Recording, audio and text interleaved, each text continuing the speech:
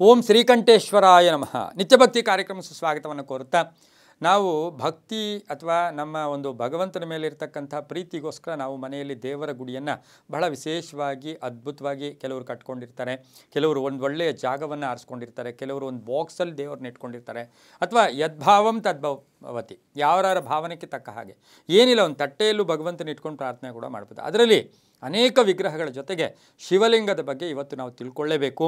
ಏನಾಗಿದೆ ಅಂದರೆ ಯಾತ್ರೆಗಳಿಗೆ ಹೋದಾಗ ಅಥವಾ ರಾಮೇಶ್ವರಕ್ಕೆ ಹೋದಾಗ, ಕಾಶಿಗೆ ಹೋದಾಗ ಅಥವಾ ನಂಜನಗೂಡಿಗೆ ಹೋದಾಗ, ಧರ್ಮಸ್ಥಳಕ್ಕೆ ಹೋದಾಗ, ಶಿವಕ್ಷೇತ್ರಗಳಿಗೆ ಹೋದಾಗ ನಾವೇನು ಮಾಡ್ತೀವಿ, ಆಸೆಗೋಸ್ಕರ ನಾವು ಒಂದೊಂದು ಶಿವಲಿಂಗವನ್ನು ತೊಗೊಂಬರ್ತೀವಿ. ಆದರೆ ಶಿವಲಿಂಗವನ್ನು ಮನೆಯಲ್ಲಿ ಇಡಬಹುದಾ ಅಂತಕ್ಕಂಥ ಪ್ರಶ್ನೆ ಎಲ್ಲರಲ್ಲೂ ಉದ್ಭವಿಸುತ್ತೆ. ಶಿವಲಿಂಗವನ್ನು ಮನೆಯಲ್ಲಿ ಇಟ್ಕೋಬೋದಾ? ಇದಕ್ಕೆ ಜಾತಿ ಮತ ಭೇದಗಳನ್ನು ನಾವು ಯಾವತ್ತೂ ಕೂಡ ಹೇಳೋದು ಇಲ್ಲ, ಅದನ್ನು ಇಲ್ಲಿ ಒಪ್ಪೋದು ಇಲ್ಲ. ಭಗವಂತ ಎಲ್ರಿಗೂ ಒಂದೇ. ಹಾಗಾಗಿ ಪ್ರತಿಯೊಬ್ಬರೂ ಅಷ್ಟೇ ಶಿವಲಿಂಗವನ್ನು, ಪ್ರತಿಯೊಬ್ಬರು ಎಲ್ಲ ಜಾತಿ ಎಲ್ಲ ಮತ ಎಲ್ಲರೂ ಸಹ ಇಲ್ಲಿ ಯಾರೇ ಆಗಲಿ ಇಲ್ಲಿ ಉತ್ತಮ ಜಾತಿ ಕೀಳು ಜಾತಿ ಅಂತ ಬರೋದಿಲ್ಲ.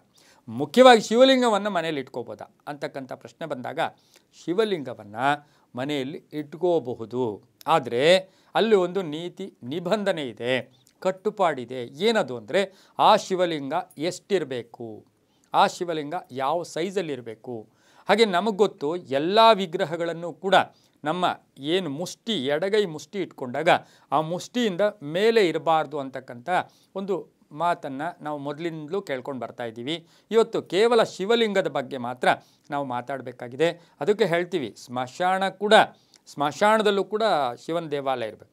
ಶಿವನ ದೇವಾಲಯದ ಇಲ್ಲದೆ ಇರತಕ್ಕಂಥ ಊರಿರಲ್ಲ, ಶಿವನ ದೇವಾಲಯದ ಇಲ್ಲದೆ ಇರತಕ್ಕಂಥ ಸ್ಮಶಾನವೂ ಇರಲ್ಲ ಅಂತೂ ಕೂಡ ನಮ್ಮಲ್ಲಿ ಎಲ್ಲೋ ಒಂದು ಕಡೆ ಶಿವಪುರಾಣದಲ್ಲಿ ಹೇಳ್ಕೊಂಬರ್ತಾರೆ.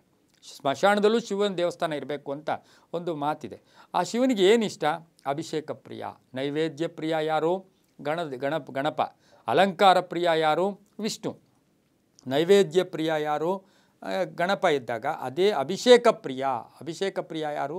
ಶಿವ. ಆ ಶಿವನಿಗೆ ಸದಾ ಅಭಿಷೇಕ ಇರಬೇಕು, ಯಾವಾಗಲೂ ನೀರಲ್ಲಿರಬೇಕು, ತಂಪಾಗಿರಬೇಕು, ತಣಿವಿನಿಂದ ಇರಬೇಕು. ಯಾಕೆ ಶಿವನ ಒಂದು ವಿಗ್ರಹ ಮನೆಯಲ್ಲಿ ಇಟ್ಕೋಬೋದು ಅಂದರೆ, ನಮಗೆ ಭೂತ ಪ್ರೇತ ಪಿಶಾಚಾದಿಗಳು ಆ ಮನೆಯ ಸುತ್ತಲೂ ಕೂಡ ಬರ್ತಾ ಇರುತ್ತೆ, ಅದನ್ನು ಹೋಗಲಾಡಿಸೋಕ್ಕೆ. ಇವನ್ ಇದರಲ್ಲಿ ಸ್ಮಶಾನದಲ್ಲಿ ಶಿವಲಿಂಗ ಯಾಕೆ ಇಡಬೇಕು ಅಂದರೆ, ಅಲ್ಲೂ ಕೂಡ ಭೂತ ಪ್ರೇತಗಳು ಕೂಡ ಜಾಸ್ತಿಯ ಕಾಟ ಅದು ಇರಲೇ ಇರಲಿ, ಅವರು ಪ್ರಶಾಂತವಾಗಿರಲಿ ಅಂತ ಆ ಶಿವಲಿಂಗ ಬೇಕು. ಆದರೆ ಒಂದು ಮಾತು, ನಮ್ಮ ಮನೆಯಲ್ಲಿರ್ತಕ್ಕಂಥ ಶಿವಲಿಂಗ ಬಲಗೈ ಹೆಬ್ಬೆಟ್ಟಿನ ಈ ಹೆಬ್ಬೆಟ್ಟೇನಿದೆ, ಹೆಬ್ಬೆರಳೇನಿದೆ, ಈ ಹೆಬ್ಬೆರಳಿಗಂತ ಕಡಿಮೆ ಇರಬೇಕು. ಆಗ ಆ ಶಿವಲಿಂಗವನ್ನು ಮನೆಯಲ್ಲಿ ಇಟ್ಕೋಬಹುದು. ನಾವು ಸಾಮಾನ್ಯವಾಗಿ ನಮ್ಮ ತಾಪತ್ರಯಗಳು, ಕಂಟಕಗಳು, ಏನೋ ತೊಂದರೆಗಳು, ಬಹುಮುಖ್ಯವಾಗಿ ತಾಳ್ಮೆ ಇರಲ್ಲ ನಮಗೆ. ಆ ತಾಳ್ಮೆಗೆ ಬಲಗೈ ಹೆಬ್ಬೆರಳಿನ ಕಡಿಮೆ ಅಂದರೆ ಯಾರು ಹೆಬ್ಬೆರಳು? ಮನೆಯ ಯಜಮಾನನ ಹೆಬ್ಬೆರಳು, ಸಂಪಾದನೆ ಮಾಡ್ತಕ್ಕಂಥವರ ಹೆಬ್ಬೆರಳು.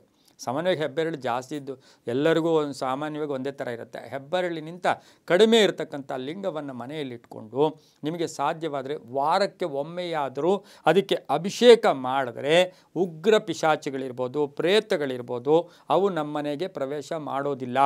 ಸ್ಮಶಾನದಲ್ಲಿ ದೊಡ್ಡದಿಡ್ತಾರೆ, ದೇವಸ್ಥಾನಗಳಲ್ಲಿ ದೊಡ್ಡದಿಟ್ಕೋತಾರೆ, ಆಚೆ ಬಯಲಲ್ಲಿ ಬೇರೆ ಬೇರೆ ಲಿಂಗಗಳು ಇಟ್ಕೋತಾರೆ. ಆದರೆ ನಮ್ಮ ಹೆಬ್ಬೆರಳಿಗಿಂತ ಕಡಿಮೆ ಇರ್ತಕ್ಕಂಥ ಲಿಂಗವನ್ನು ಮನೆಯಲ್ಲಿ ಇಟ್ಕೋಬೋದು. ಎಲ್ಲ ವಿಗ್ರಹಗಳನ್ನು ಎಡಗೈ ಮುಷ್ಟಿಗಿಂತ ಕಡಿಮೆ ಇಟ್ಕೊಂಡ್ರೆ ಅದಕ್ಕೆ ಪ್ರತಿನಿತ್ಯ ಅಭಿಷೇಕ, ಪ್ರತಿನಿತ್ಯ ನೈವೇದ್ಯ ಬೇಕಾಗಿರಲ್ಲ. ಆದರೆ ಈ ಹೆಬ್ಬೆರಳಿಗಿಂತ ಕಡಿಮೆ ಇರತಕ್ಕಂಥ ಲಿಂಗಕ್ಕೆ ನೀವು ಇಷ್ಟ ಆದರೆ ಅಭಿಷೇಕ ಮಾಡಿ, ಇಲ್ಲಾಂದರೆ ನಮಸ್ಕಾರ ಮಾಡಿ. ದರ್ಶನಂ ಪುಣ್ಯಂ ಸ್ಪರ್ಶನಂ ಪಾಪನಾಶನಂ ಅಂತ ಹೇಳ್ತಾ ಓಂ ನಮಃ ಶಿವಾಯ ಸಾಕು ಆ ಮಂತ್ರಕ್ಕೆ ಹೇಳ್ಕೊಂಡ್ರೆ ತುಂಬಾ ಒಳ್ಳೆಯದು ಅಂತ ಹೇಳ್ತಾ ಸರ್ವೇ ಜನ ಸುಖಿನೋ ಭವಂತು, ಸಮಸ್ತ ಸನ್ಮಂಗಳಾನಿ ಭವಂತು.